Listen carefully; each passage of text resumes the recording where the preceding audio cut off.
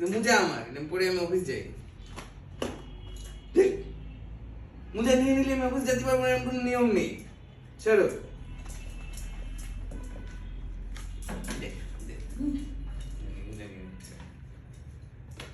কি করছিস তুই?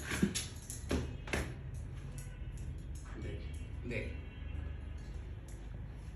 দে মুজা দে। হুসু, এটা কি ধরনের দুষ্টামি বাবা? তুমি অফিস যেতে দিবা না? ওরে শোনো, ওখানে দরজা ধরে দাঁড়ায় আছে।